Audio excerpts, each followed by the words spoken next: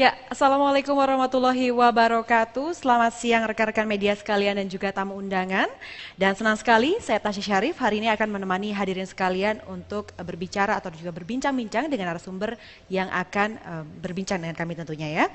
Dan tentunya dalam dialog produktif, inspirasi Senin dengan tema adalah keamanan vaksin dan menjawab mitos dengan fakta yang disiarkan langsung dari media center KPCPEN, di mana program ini merupakan kolaborasi dari Kementerian Kominfo dan Komite Penanganan COVID-19 dan Pemulihan Ekonomi Nasional KPCPEN. Dan tentunya sebelum kita masuk ke rangkaian dialog interaktif pada hari ini, kita akan saksikan dulu video berikut ini.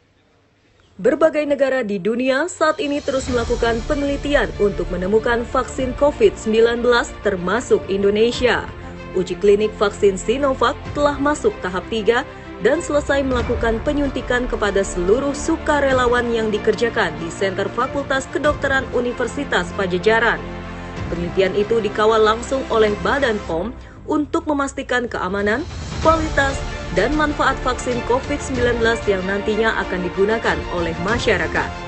Untuk memastikan mutu vaksin COVID-19, dilakukan inspeksi kesiapan fasilitas produksi baik di China maupun di Bio Farma. Pelaksanaan uji klinik harus memenuhi aspek saintifik dan menjunjung tinggi etika penelitian sesuai pedoman cara uji klinik yang baik. Sejauh ini, tidak ditemukan adanya reaksi yang berlebihan, hanya reaksi ringan seperti umumnya pemberian imunisasi. Bagaimana memastikan prosedur keamanan dari vaksin yang sedang dipersiapkan? Apakah jawaban terhadap mitos-mitos mengenai vaksin yang beredar di masyarakat sekarang ini? Mari saksikan dialog inspirasi Senin bersama Guru Besar Fakultas Kedokteran Universitas Padjadjaran dalam tema Keamanan Vaksin dan Menjawab Mitos dengan Fakta, hanya di FMB 9. Ya, rekan-rekan media sekalian dan juga tamu undang yang sudah bergabung dengan kami, tentunya kita tahu bahwa belakangan ini mitos tentang vaksin banyak sekali beredar di masyarakat. Ini tentunya kita tahu bahwa banyak sekali mitos dan juga apa kita akan mengklarifikasi bagaimana fakta itu. Dan kita tahu bahwa memang seluruh dunia saat ini sedang meneliti atau sudah menemukan vaksin COVID-19, ini termasuk di Indonesia, tamu hadirin sekalian, dan tentunya kita tahu bahwa uji klinik vaksin Sinovac ini telah masuk di tahap 3, tidak hanya di dunia, tapi juga di Indonesia ini juga ada penelitiannya yang sudah dikerjakan di Center Fakultas Kedokteran Universitas Padjadjaran, FK Unpad, dan tentunya dikawal langsung oleh Badan POM. Dan dialog inspirasi Senin ini menghadirkan narasumber kita tentunya di siang hari ini, ada Profesor Dr. Cissy Rahyana Sujana Prawira Kartasasmita SPAK MSc, yaitu Guru Besar Fakultas Kedokteran Universitas Padjadjaran, untuk menjelaskan aspek keamanan vaksin serta menjawab berbagai mitos dan juga keraguan yang timbul di masyarakat. Namun sebelum kita berbincang-bincang dengan narasumber kita, tentunya kami ingin mengingatkan teman-teman media sekalian dan juga rekan-rekan yang sudah bergabung pada kami untuk memberikan dan juga memberikan atau dapat mengajukan pertanyaan kepada kami. Ini bisa melalui Slido dengan hashtagnya adalah fakta vaksin yang dapat diakses melalui aplikasi di smartphone tentunya ya, atau juga bisa melalui browser. Ini bisa dicantumkan dengan format adalah nama peserta, spasi atau underscore nama media, lalu tuliskan pertanyaannya. Namun sebelum kita melihat atau sebelum kita berbincang-bincang dengan narasumber kita tentunya, kita akan lihat video berikut ini.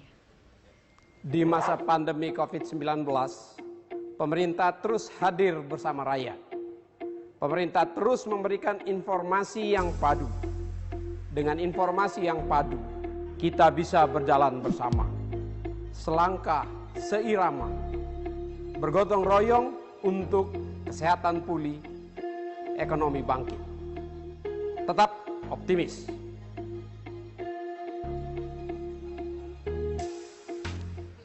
Ya, sudah bergabung bersama kami narasumber kita yaitu Profesor Dr. Cissy Rahyana Sujana Prawira Kartasasmita SPAK MSc. Halo, selamat siang Prof. Selamat siang, apa kabar? Baik, Alhamdulillah. Bagaimana kabarnya Prof? Sehat selalu ya? Sehat selalu, ya. Alhamdulillah. Baik, Prof 3M Cissy. selalu. Ya, kita hari ini akan membicarakan atau berbincang-bincang mengenai keamanan vaksin dan menjawab mitos dengan fakta. Kita tahu Prof bahwa belakangan ini banyak sekali isu-isu dan juga mitos mengenai vaksin ini sendiri. Bagaimana penjelasan Prof Cissy? Untuk menjelaskan itu mungkin kita bisa melihat satu tayangan yang bisa dimulai. Apakah ada tayangannya? Kalau saya sih mitos-mitos terlalu banyak, jadi kita harus pandai-pandai memilihnya. Yang tidak masuk akal ya mungkin kita tinggalkan, dan terutama untuk mem-forward itu hati-hatilah. Kita harus jeli untuk membagikan informasi kepada yang lain gitu ya Prof ya. Profesor Cisis tentunya memiliki pemaparan untuk teman-teman media yang sudah bergabung pada kita. Silakan Prof, jika ingin ada yang disampaikan. Ya, apakah bisa ditampilkan slide-nya? Nah, ini yang akan saya sampaikan itu mengenai vaksin dan juga berbagai mitos dan apa jawabannya. Slide, silakan. Mungkin bisa dimulai dengan slide. Saya sendiri belum bisa melihat slide-nya. Apakah slide-nya bisa di-share? Ya, ini bisa slide-nya dibagi? Prof mengenai vaksin, vaksinasi dan juga imunisasi. Ya, itu mengenai vaksin, vaksinasi dan imunisasi kita bisa lihat bahwa untuk vaksin itu apakah yang disebut vaksin? Mungkin masih terjadi satu keraguan-raguan atau ketidaksamaan mengenai definisinya. Vaksin adalah zat yang sediaan yang mengandung antigen dari virus atau bakteri yang ingin kita dapatkan manfaatnya. Itu adalah vaksin. Vaksin itu adalah sediaannya yang mengandung antigen, bisa satu virus, bakteri, ataupun bisa sebagian, bisa yang mati, bisa yang hidup. Partikel-partikelnya atau mRNA, DNA-nya itu adalah vaksin. Vaksinasi adalah tindakan untuk memasukkan vaksin ke dalam tubuh manusia untuk mendapatkan reaksi, respon imun, menghasilkan antibodi, yaitu tindakannya. Imunisasi adalah proses yang terjadi di badan kita setelah kita mendapatkan vaksinasi. Vaksinasi memasukkan vaksin, respon imun, nah itu yang disebut imunisasi. Jadi suatu proses untuk mendapatkan imunitas. Ya. Slide kedua. Di sini kita ingin mengetahui kenapa kita perlu vaksin. Apakah vaksin itu bagus atau perlu? Vaksin adalah suatu sediaan yang bisa menghasilkan respon imun terhadap berbagai penyakit, terutama penyakit infeksi. Ada segolongan penyakit yang disebut penyakit yang dapat dicegah dengan imunisasi, PD3I. Itu ada lebih dari 20 macam vaksin untuk BCG, DPT, hepatitis, itu biasa diberikan pada bayi-bayi dari sejak lahir. Diberikan hepatitis B sampai dia umur 18 tahun ya anaknya, itu bisa dilihat di dalam rekomendasi vaksinnya. Kemudian yang kedua adalah bahwa kalau kita memberikan vaksinasi timbul imunitas pada bagian banyak orang, maka akan timbul yang disebut imunitas populasi atau herd immunity itu. Jadi orang-orang yang kita berikan vaksin, dia akan mempunyai imunitas tentu untuk diri dia sendiri. Tapi kalau jumlahnya banyak, mencapai suatu ambang tertentu, herd immunity itu akan melindungi yang lain. Jadi untuk bayi-bayi kecil atau orang-orang dengan gangguan imun yang tidak bisa diberikan vaksinasi, dia akan mendapatkan perlindungan juga. Yes. Slide selanjutnya. Kemudian kita akan dilihat juga di sini bahwa kalau aman atau tidak sih suatu vaksin. Vaksin itu dalam pembuatannya, makanya dulu sebelum ada pandemi ini lama, 5-10 tahun, karena memang dia harus dicek dulu keamanannya dari mulai praklinik ya, pada sebelum masuk ke manusia, itu dilakukan tes untuk keamanan ya. Jadi dilakukan dulu ketemu zatnya apa yang mau dibikin, kandidat vaksin namanya, bakal vaksin, kemudian dilakukan uji preklinik, kimia dan di fisika di lab, kemudian disuntikan pada binatang. Itu juga tidak boleh sembarangan kita menyuntik binatang, harus aman, kemudian dilihat keamanannya dan juga mutunya, jadi kemampuan untuk menghasilkan antibodi pada binatang tersebut. Itu yang disebut praklinik. Kemudian setelah itu baik, sudah aman, menuju ke clinical, uji klinik ya. Selanjutnya Uji klinik itu ada beberapa tahap, yaitu fase 1, sebelah kiri atas itu fase 1, di mana di situ dilakukan pada sejumlah relawan, biasanya nggak banyak, ya 20 sampai 100 paling. Kemudian untuk melihat keamanannya lagi, aman atau tidak, ada efek samping atau tidak, efek simpang atau enggak pada yang disuntikan itu. Kemudian dilihat dia menghasilkan zat imun, juga dilihat dosis mana yang cocok dan jarak berapa lama yang cocok itu. Nah, itu dilakukan di fase 1. Fase 1 aman, hasil mutunya baik, dosisnya tahu, dilakukan fase 2 pada jumlah yang lebih banyak, sampai 1.000 orang, kurang lebih 400 sampai 1.000 orang. Dilihat lagi keamanannya, menyebabkan kelainan enggak kalau jumlahnya lebih banyak orangnya.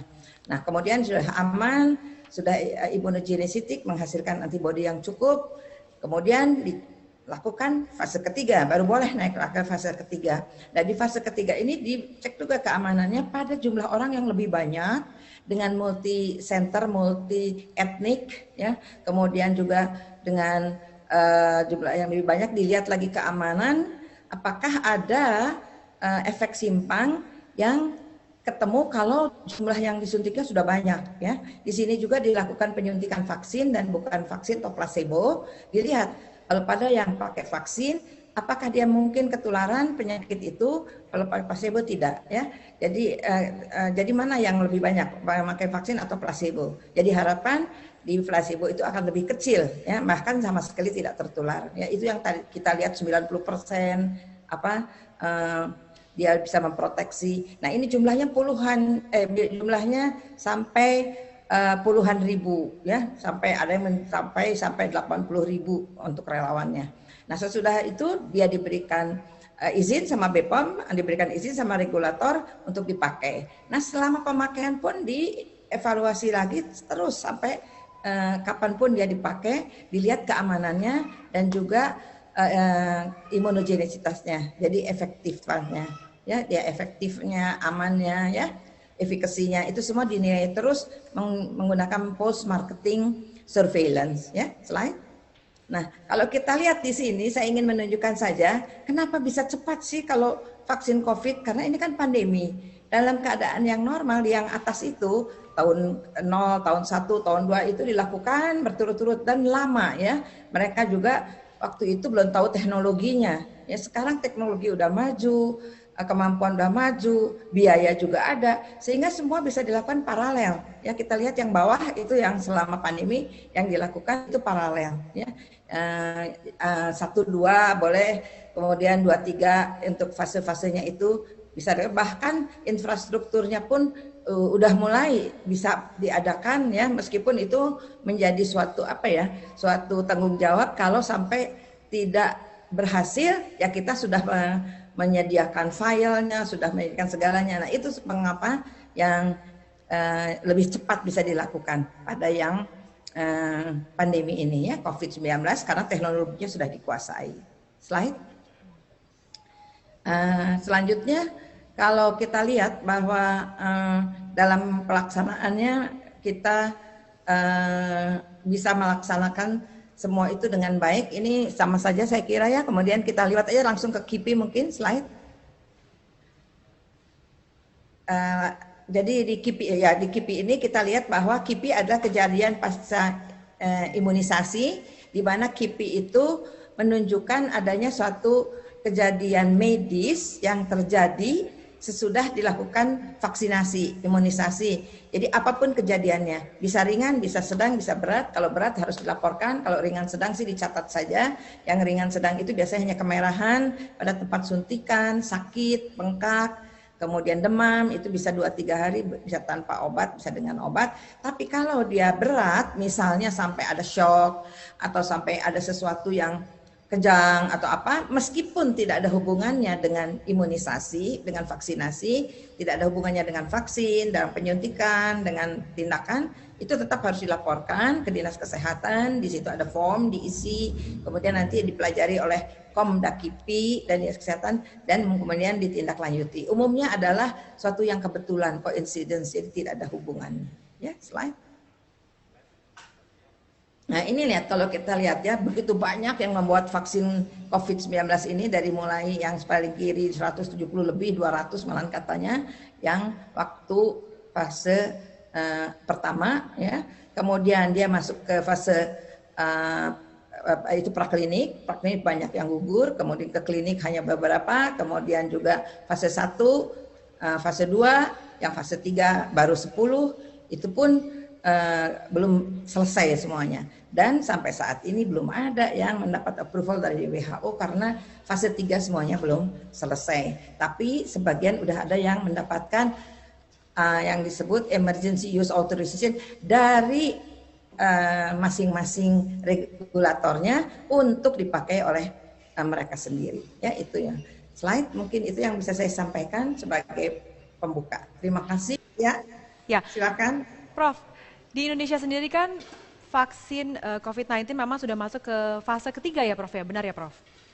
Ya, jadi kita melakukannya memang di fase ketiga, merupakan bagian dari penelitian uji klinis dari Sinovac di mana-mana ya. Lalu bagaimana ketika di fase ketiga, bagaimana para relawan itu bereaksi terhadap vaksin yang sudah diberikan?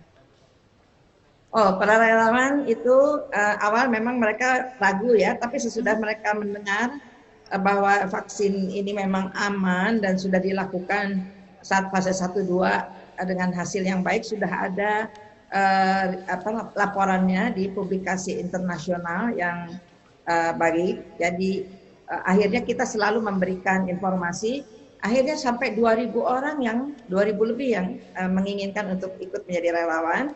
Namun kan semua diperiksa tergantung kriterianya sesuai atau tidak dengan apa yang harus menjadi syarat seorang relawan. Akhirnya memang 1.620 saja yang ikut sampai akhir, sampai hari ini. Ya. Prof, ada kekhawatiran bahwa virus corona di Indonesia ini bermutasi. Nah, ini bagaimana dengan bagaimana dengan vaksin yang diberikan oleh dunia gitu ya, hasil penelitiannya? Apakah bisa efektif dipakai oleh masyarakat Indonesia? Jadi gini, memang mutasi itu ada ya, tapi mutasi itu memang sampai saat ini masih belum terlalu menyebabkan virus yang menjadi sifatnya berbeda dengan yang awal. Jadi semua vaksin di dunia ini diambil itu cikal bakalnya itu dari virus yang berasal dari Wuhan yang sudah dapat dideteksi pada bulan Januari. Jadi semua ngambil dari situ sama semua.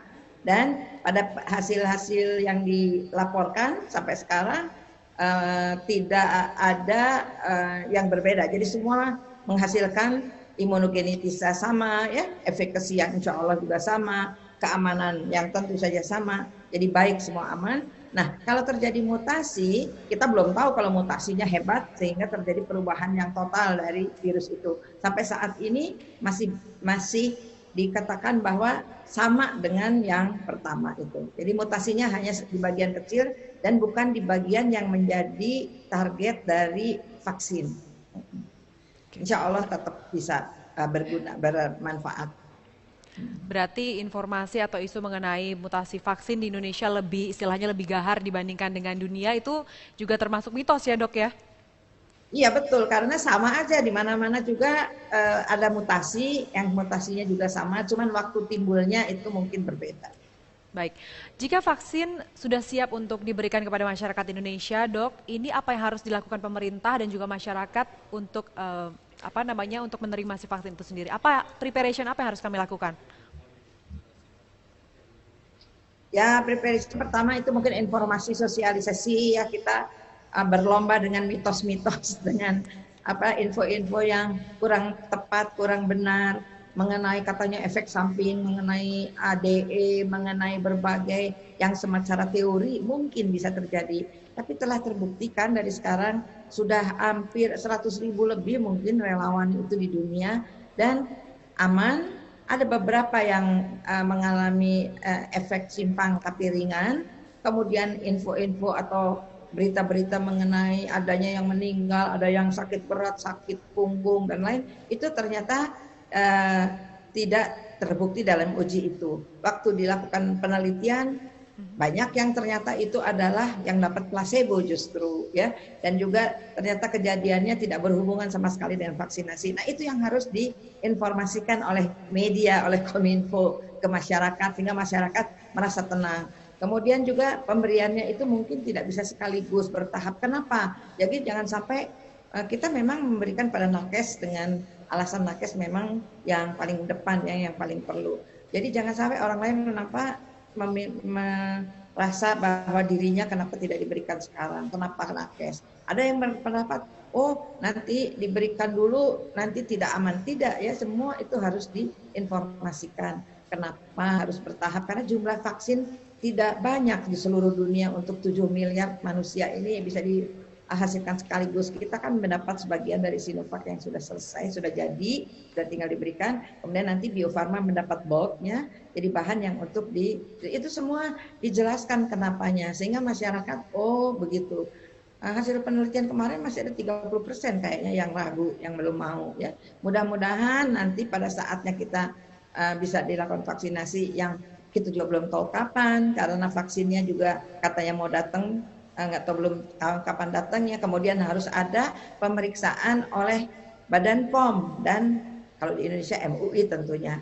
Kalau Badan POM udah oke, udah bilang vaksinnya bagus, silahkan dipakai. MUI bilang udah halal, apalagi yang ditunggu. Mudah-mudahan masyarakat bisa menerimanya dengan baik sehingga kita bisa mencapai 70% herd immunity minimal, itu 70%, sehingga yang tidak bisa divaksin pun bisa terlindungi ya. Jadi itu yang kita inginkan, semoga kita itu siap, jangan sampai menolak. Karena kalau menolak, terlalu banyak yang menolak, ya mungkin tidak akan cepat tercapai itu herd immunity itu ya. Jadi dengan vaksin yang ada, yang datang itu kita siap lah. Jadi kalau vaksin itu kita akan penelitian dilakukan pada orang sehat usia tertentu. Karena kalau lansia itulah udah lebih kurang respon imunnya daripada umur 18 sampai 59 tahun. Tidak pada anak-anak, tidak pada wanita hamil, tidak. Jadi pada orang sehat usia 18-59 tahun, karena penelitian yang sudah dilakukan itu. Yang penelitian di atas 60 dan di bawah yang untuk anak-anak itu sedang dilakukan. Kalau itu sudah selesai, mungkin pada waktunya nanti akan dilakukan juga penelitian pada lansia dan pada anak-anak. Nah, itu pertama umurnya. Kemudian yang kedua diberikan pada yang garda terdepan. Tentu saja untuk mencegah mereka tertular oleh COVID-19 dari pasiennya. Ya, kalau misalnya tiap hari bertemu, kemudian lengah saja sekali memakai APD, kemudian 3M-nya juga tidak dilakukan, misalnya lupa lah atau apa, itu karena kecapean ya, itu juga harus kita hindari. Jadi yang nakes pertama kali itu agar mereka bisa bekerja. Kalau nakesnya pada sakit, tentu siapa yang akan melayani di garis depan? Prof, ini ada mitos juga bahwa katanya ini vaksin mengandung zat berbahaya atau racun. Nah, bahkan ini ada informasi atau ada berita gitu ya, Prof ya, bahwa ada relawan yang meninggal karena vaksin ini. Apakah benar? Apakah ini mitos atau fakta?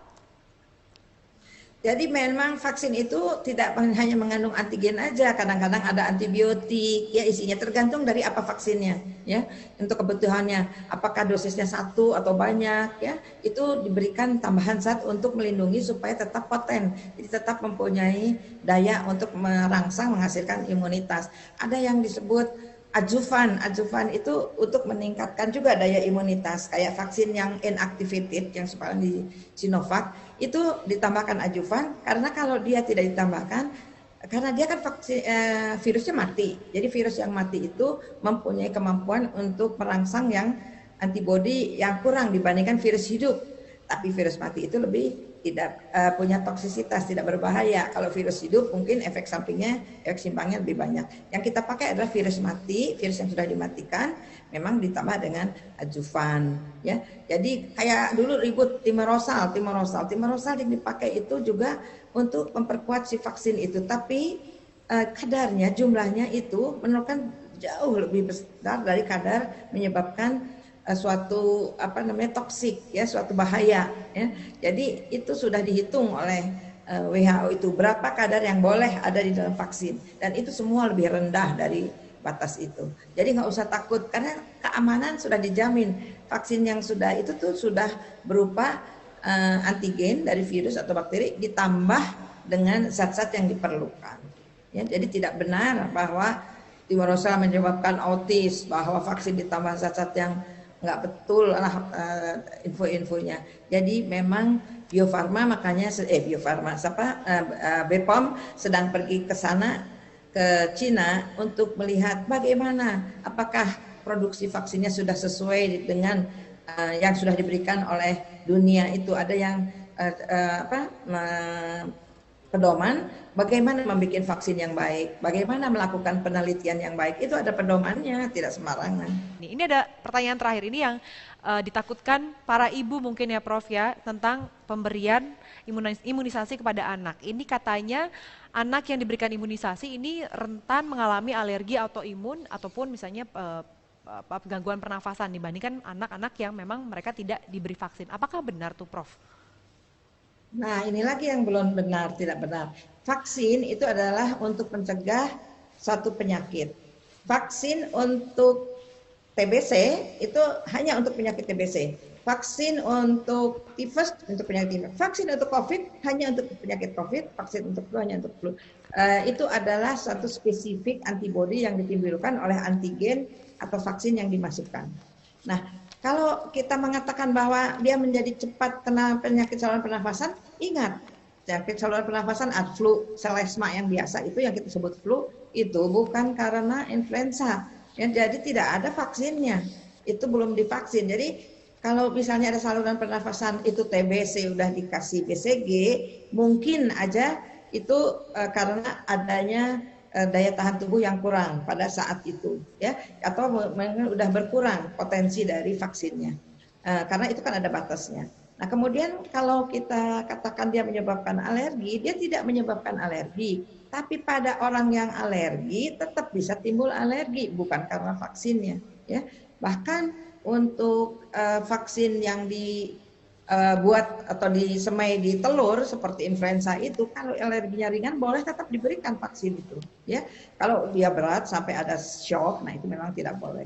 Tapi vaksin tidak menyebabkan alergi. Alergi itu disebabkan karena memang pada dasarnya dia sudah mempunyai bakat untuk alergi itu, ya. Tapi bukan didorong atau ditimbulkan oleh vaksin. Tentunya kita tahu bahwa 3M, 3T itu wajib dilakukan untuk membuat si pandemi corona ini cepat berakhir dan juga cepat hilang di masyarakat seluruh dunia ya Prof. Cissy ya. Terima kasih atas waktunya Profesor Dr. Cissy Rahiana Sujana Prawira Kartasasmita SPAK MSc. Terima kasih Prof. Cissy dan teman-teman hadirin sekalian, tentunya kita tahu bahwa memang vaksin ini sangat penting apalagi untuk kita yang memang ingin segera si pandemi corona ini segera berakhir. Tentunya kita harus selalu melakukan protokol kesehatan dengan ketat, jangan lupa untuk wajib memakai masker dengan benar, lalu jaga jarak minimal 1 meter itu wajib, dan tentunya wajib mencuci tangan sesering mungkin di air yang mengalir minimal 20 second. Dan tadi juga Prof. Cissy sudah membicarakan juga wajib 3T yaitu